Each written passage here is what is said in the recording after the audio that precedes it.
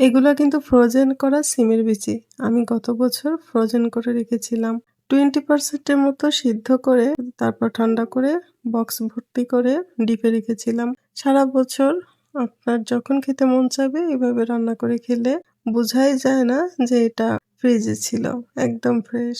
আজকে আমি সিমের বিচিটা রান্না করব রুই মাছের মাথা এবং রুই মাছ দিয়ে। আমি মাছগুলো ছোট, ছোট করে কেটে নিয়েছি। সিমের বিচির মধ্যে মাছগুলো ছোট, ছোট করে কেটে নিলে খেতে ভালো লাগে।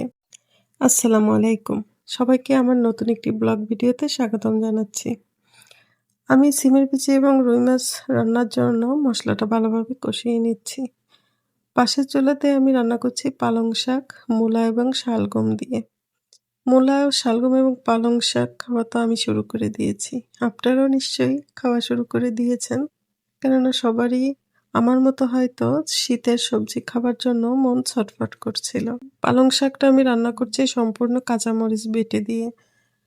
মাছের মশলাটা কষিয়ে নেবার পর মাছগুলো দিয়ে আমি খুব সুন্দরভাবে কষিয়ে মাছগুলো তুলে রাখবো। তারপর সিমের বিচিটা আমি অল্প করে কষিয়ে নিব।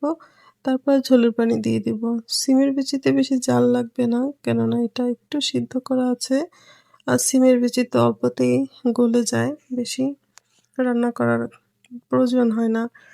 আমি অল্প করে পানি দিয়ে মাছটাকে বেশ ভালোভাবে কষিয়ে নিয়েছি। তারপর সিমের বিচি দিয়ে ঝোলের পানি দিয়ে দিয়েছি। আমার রান্না প্রায় হয়ে আসছে। দেখছেন কালারটা কত সুন্দর এসেছে। খেতে মনে হয়েছিল যেন মুড়িঘন্ট খাচ্ছি। সিমের বিচিটাকে ডালের মতো মনে হচ্ছিল। ভিডিওটি ভালো লাগলে লাইক, কমেন্ট এবং শেয়ার করে দিবেন। আল্লাহ হাফেজ।